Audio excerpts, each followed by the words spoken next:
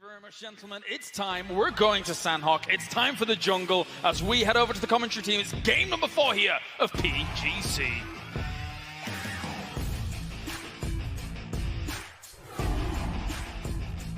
Once again, Erangel is done and dusted for the day. 1 through 3 games played. We're going to be coming back to Erangel for games 10, 11, and 12 to close out things. But now we are heading to the jungles of Sandhawk.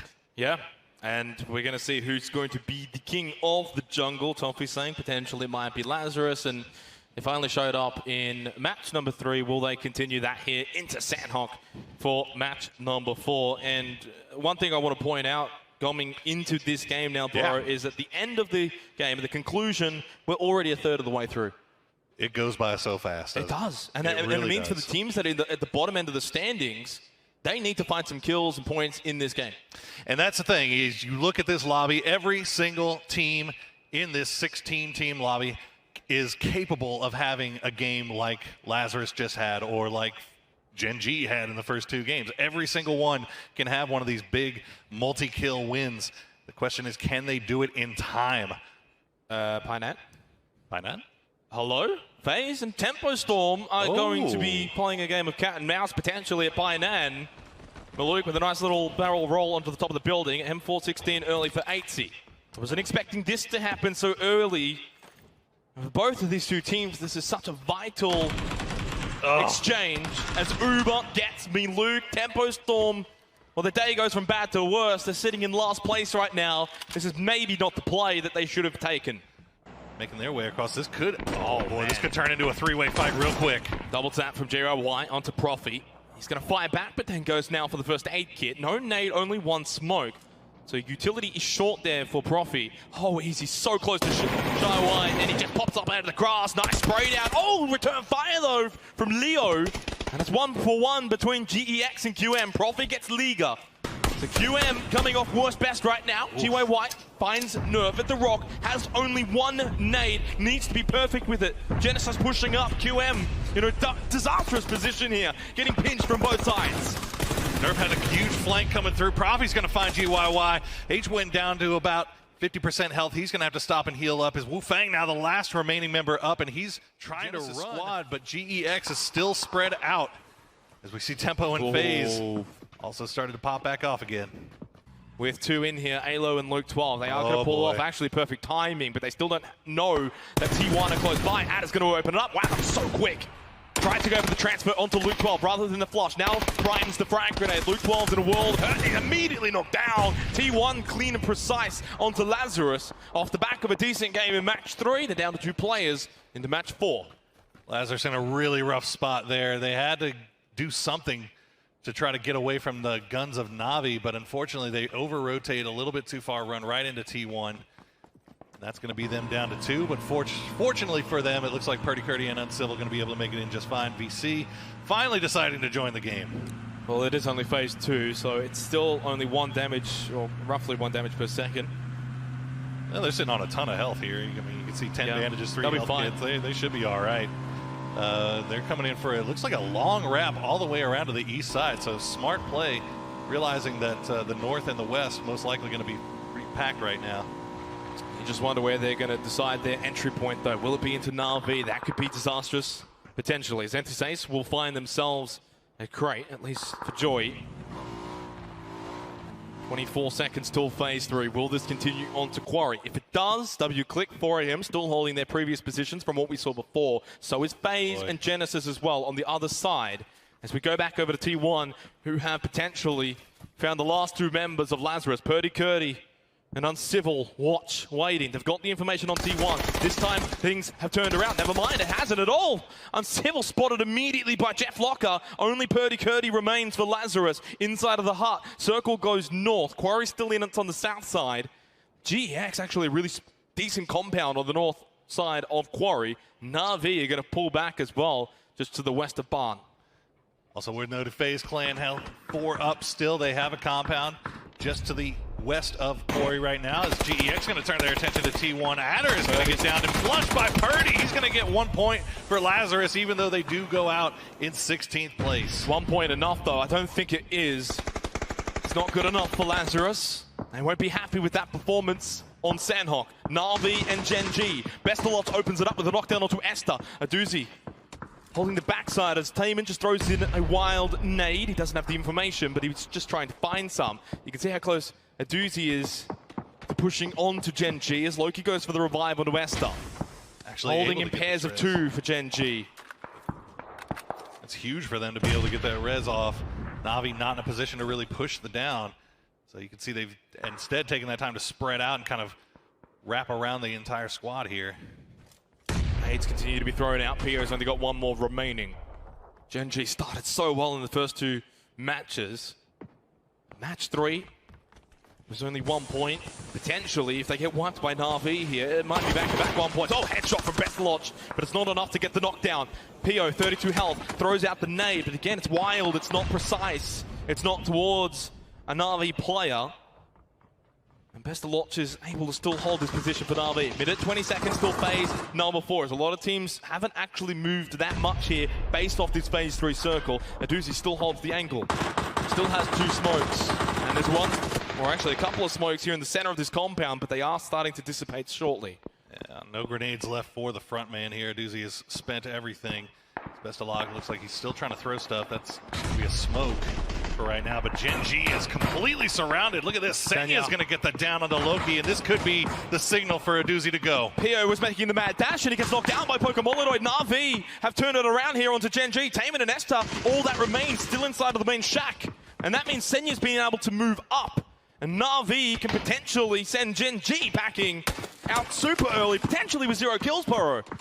And this is going to really widen the race for first place once again, almost resetting after the first 2 matches. Absolutely huge. They still have these 2 kills left to get, though. Esther gets taken extremely low. You can see this is also being overseen by Entis Ace. They keep sending shots over this way, which may be preventing Na'Vi from pushing, but Senya with a great grenade onto Esther.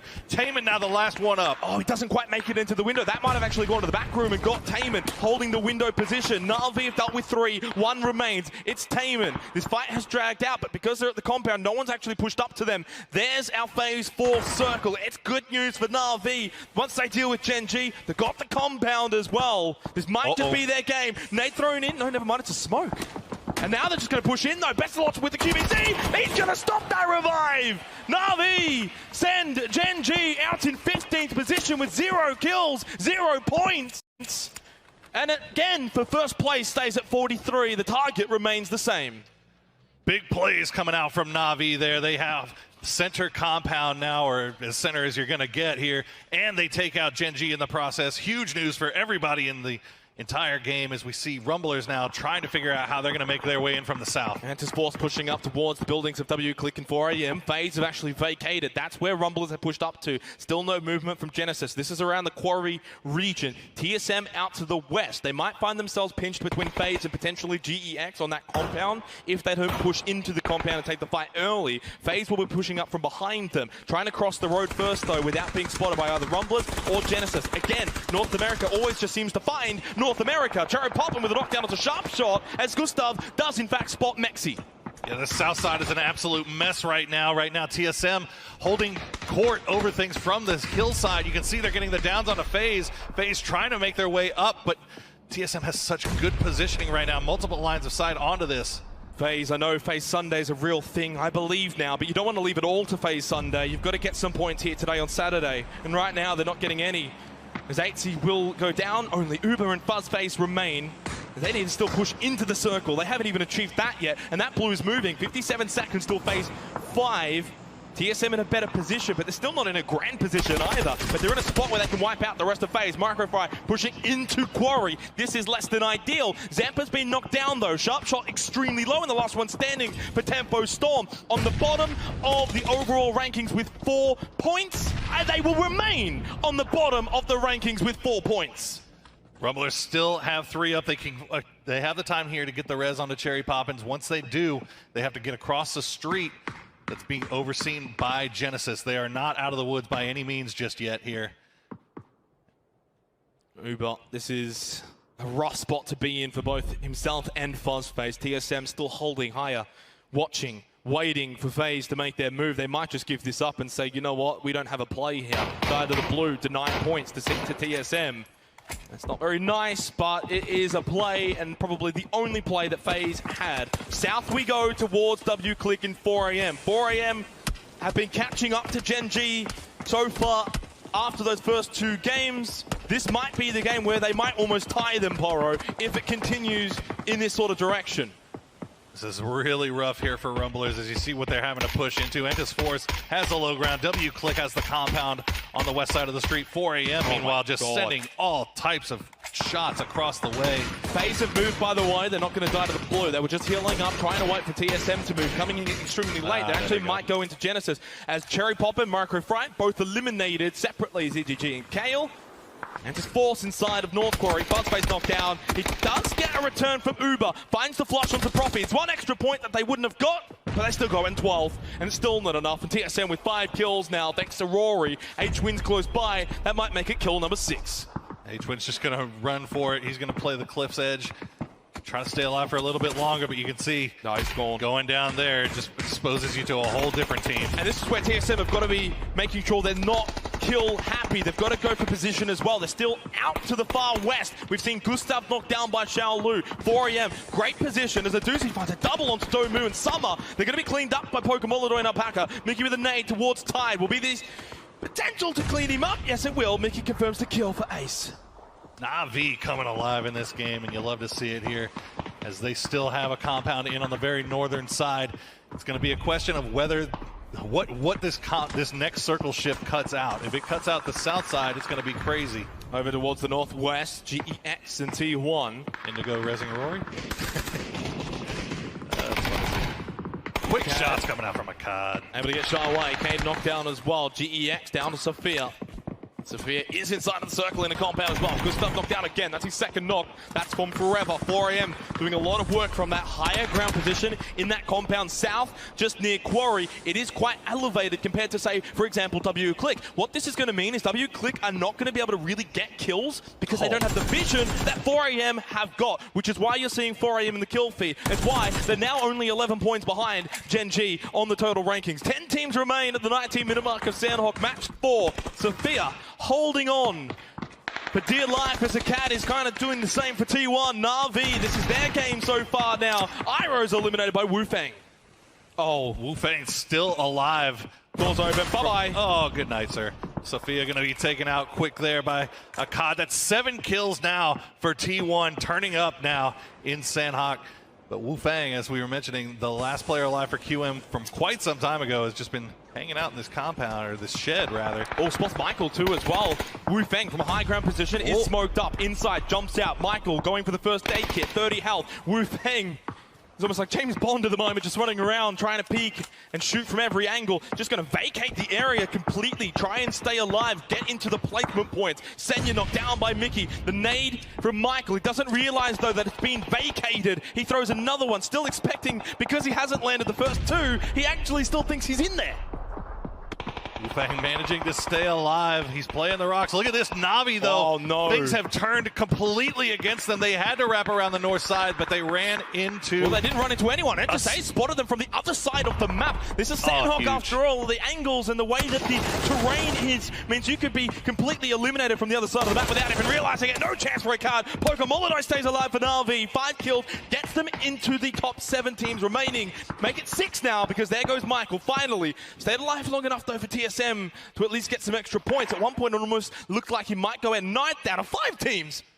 Oh, they just go 1 by 1. Wufang got picked off there as well. So Pokemolodo finding himself all alone. He does have Rang staring down at him. The new circle has popped 4 AM. Looks like they might be trying to make a wrap here. Wayless has already made his way to the street. Enters Ace, enters Force, 4 AM, Na'Vi, and WClick. Massive game potentially for WClick here as well. 4 points gained so far. Enters Force, obviously, and along with Enters Ace and 4 AM, they're the 3 that are catching up to Gen G here off the back of the last 2 games of Gen G's performance. Silson so low, 2 health, Wayless with a triple tap. The nade towards Doya, not enough to get the knockdown. Half health gets towards Indigo, the MVP of Enters Force. You can see the total rankings to your left of screen, and Gen G no longer holding a significant advantage. Wayless with a knockdown onto Silson. WClick in 14th position with just 9 points, needs to try and capitalize from this game. Ribo will get Ribo will get Forever. 4 angry men are down to 2 angry men with ZGG and Xiao Lu on the edge of the blue. And potentially, Entis Ace have been fed this game. They are in the prime pole position. They just managed to steal away all those kills from WClick as well. Rybo now the last one up. You see Song Jiang is hiding just on the corner here. Doya trying to get some kind of angle to give him some protection, but 4AM starting to make their push here, but Entis Ace has them dead to rights. They are gone out 4th place, and I think this one just about wrapped up. Doya's in a decent position, but Entis Ace are in the best position. 2 left for 4AM, although they're going to go out here. Doya picks up 1. ZGG denies himself, though, at least. 9 kills for Ace, going up against the sister team, Entis Force. This is a huge, huge game for Entis Ace, and this is going to be really rough for Entis Force to push anything here, as Ace does have all 4 up. They have a compound, but we've seen magic happen before with these Korean teams. The real question is, Song Jiang, Doya, do you have smokes? Are you able to forge a path forward towards Entis Ace? Obviously, still the downside is, the fact is, it's a 2v4. Open the shots up is from Ace. Song Jiang gets to the rock, needs to find a knockdown. Doya gets Joy. This is going to help out. Never mind. Mickey will be able to get Song Jiang, and that will be the end of it for match 4 on Sandhawk. It's OGN and Entis Ace with 11 kills.